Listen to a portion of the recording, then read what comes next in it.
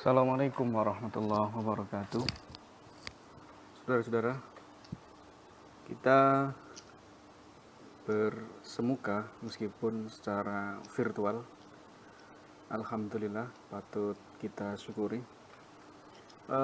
Pada pekan pertama ini, mata kuliah Bahasa Indonesia akan membahas tentang topik sejarah, kedudukan, dan fungsi bahasa Indonesia.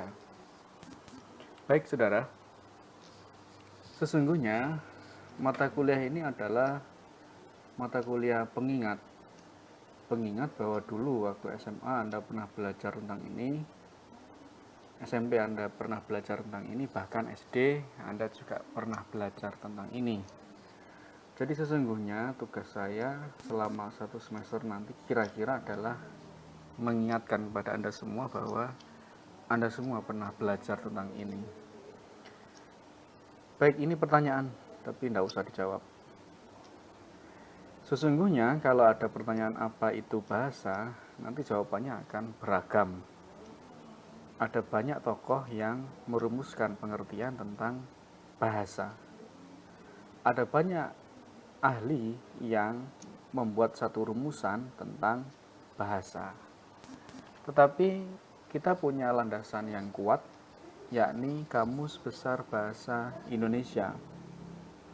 KBBI mengatakan bahwa bahasa dimaknai sebagai sistem lambang bunyi yang arbitrer. Arbitrer itu mana suka, atau bahasa Anda sehari-hari adalah suka-suka, terserah. Karena bahasa itu terserah, arbitrer, maka bahasa di sini sangat tidak terikat oleh apapun.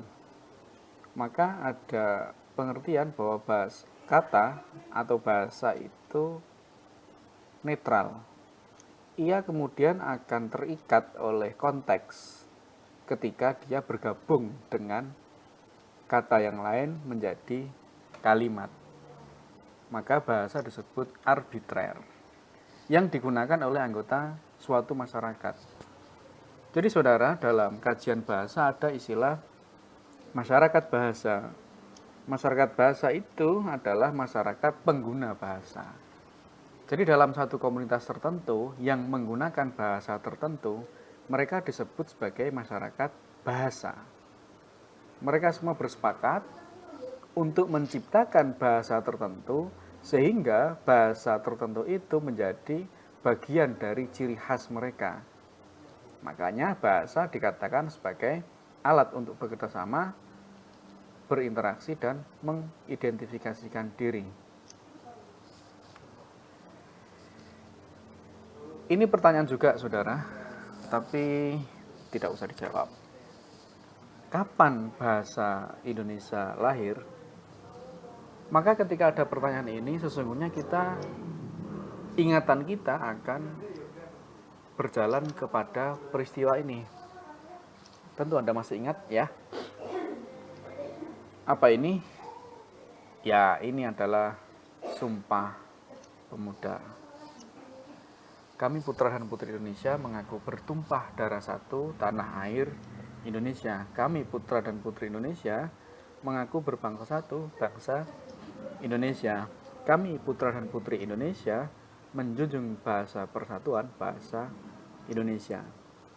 Sejak peristiwa ini 28 Oktober 1928 yang dikenal sebagai peristiwa Sumpah Pemuda, bahasa Indonesia kemudian dijadikan sebagai bahasa persatuan.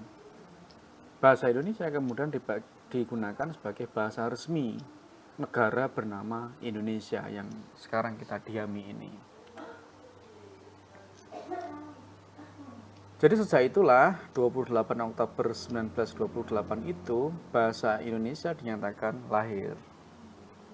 Sehingga sampai sekarang selama bulan Oktober tiap tahun kita di Indonesia akan memperingati bulan bahasa sebagai bagian dari perayaan atas berlakunya bahasa Indonesia sebagai bahasa persatuan Negara Kesatuan Republik Indonesia sejak peristiwa Sumpah Pemuda 28 Oktober 1928 itu. Awalnya bahasa Indonesia adalah bahasa Melayu. Kita tahu Melayu itu yang sekarang masih digunakan oleh beberapa negara yang serumpun dengan Malaysia. Misalnya negara Malaysia sendiri sekarang masih menggunakan bahasa Melayu. Kemudian ada lagi Brunei Darussalam, ada sebagian Singapura, ada lagi sebagian Thailand. Mereka sampai sekarang masih menggunakan bahasa Melayu. Di Indonesia beberapa wilayah yang masih menggunakan bahasa Melayu khas itu misalnya beberapa wilayah di Riau misalnya, beberapa wilayah di Sumatera Utara misalnya. Medan itu meskipun kita kenal sebagai Batak ya, tapi Medan itu juga kita kenal sebagai etnis Melayu. Jadi di Medan itu masih ada beberapa yang masih khas menggunakan bahasa Melayu dalam bahasa sehari-hari. Kemudian saudara, bahasa Melayu ini mengalami infiltrasi. Infiltrasi bahasa Melayu menjadi bahasa Indonesia ini perjalanannya panjang. Nanti di pertemuan lain akan kita bahas tentang bagaimana bahasa Melayu kemudian bisa menjadi bahasa Indonesia. Kita lanjutkan.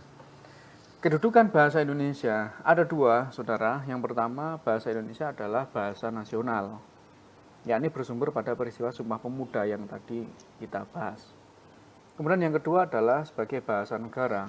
Ini bersumber pada Undang-Undang Dasar 1945. Jadi saudara, Undang-Undang Dasar 1945 mengatakan bahwa ada satu pasal yang mengatakan bahwa bahasa persatuan Indonesia adalah bahasa Indonesia, yang berawal dari bahasa-bahasa di daerah, bahasa-bahasa di suku tertentu yang ada di Indonesia, kemudian bahasa itu disatukan. Untuk mempersatukan masing-masing suku bangsa itu di Indonesia, digunakanlah bahasa Indonesia sebagai bahasa persatuan. Orang Jawa mungkin tidak paham dengan bahasa Sunda. Orang Sunda mungkin belum tentu paham dengan bahasa Sumatera. Orang Sumatera belum tentu paham dengan bahasa Aceh misalnya. Tetapi masing-masing dari mereka itu kemudian disatukan melalui satu bahasa, yakni bahasa Indonesia sebagai bahasa persatuan. Kita lanjutkan. Kemudian ini adalah fungsi bahasa Indonesia berdasar kedudukannya. Sebagai bahasa nasional, bahasa Indonesia itu memiliki fungsi sebagai lambang kebanggaan nasional. Maksudnya, orang Indonesia seharusnya bangga memiliki bahasa Indonesia sebagai satu ciri khas bangsa Indonesia. Tentu negara lain juga akan bangga dengan bahasa yang mereka gunakan. Jadi ini lambang kebanggaan. Yang kedua, lambang identitas. Selain kebanggaan, tentu bahasa di suatu negara adalah sebagai identitas, sebagai ciri khas yang mencirikan bangsa itu. Kemudian yang ketiga adalah alat pemersatu sebagai berbagai masyarakat yang berbeda-beda. Tadi sudah saya jelaskan. Kemudian alat perhubungan antar budaya dan antar daerah. Yang kedua, yakni fungsi bahasa Indonesia berdasar kedudukannya sebagai bahasa negara. Yang pertama, bahasa resmi kenegaraan. Artinya, aktivitas kenegaraan secara resmi itu menggunakan bahasa Indonesia, tidak lagi menggunakan bahasa daerah. Surat resmi negara menggunakan bahasa Indonesia, undang-undang produk dari aktivitas pemerintah juga menggunakan bahasa Indonesia. Bahkan presiden itu diwajibkan menggunakan bahasa Indonesia ketika berbicara di forum internasional sekalipun. Ketika ia mewakili Indonesia, maka presiden itu diwajibkan menggunakan bahasa Indonesia. Ada undang-undangnya. Kemudian yang kedua, bahasa pengantar di lembaga pendidikan seperti kita ini, maka bahasa pengantar kita ya bahasa Indonesia, bukan bahasa lain. Yang ketiga, bahasa resmi dalam perhubungan tingkat nasional untuk pembangunan dan pemerintahan. Kemudian yang ketiga, bahasa resmi dalam pengembangan budaya nasional, ilmu pengetahuan dan teknologi, IPTEK. Kemudian ini saudara, Anda saksikan adalah fungsi bahasa Indonesia berdasarkan penggunaannya. Ada 4, yang pertama fungsi ekspresi. Nanti masing-masing ini saya terangkan satu persatu. Yang kedua fungsi komunikasi, yang ketiga fungsi integrasi dan adaptasi sosial. Yang keempat adalah fungsi kontrol sosial. Yang pertama, saudara, adalah fungsi ekspresi.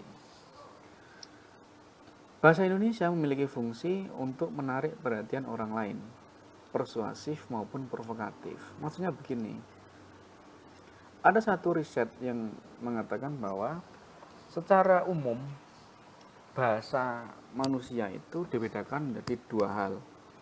Yang pertama adalah verbal, yang kedua adalah non-verbal. Nah, bahasa Indonesia secara verbal itu persentasenya secara umum 20%. Sedangkan 80% sisanya adalah non-verbal. Makanya dalam praktik berbahasa itu tidak hanya verbal saja, melibatkan non-verbal, misalnya bahasa tubuh, body language, bahasa isyarat, dan sejenisnya. Membebaskan diri dari semua tekanan dalam diri seperti emosi.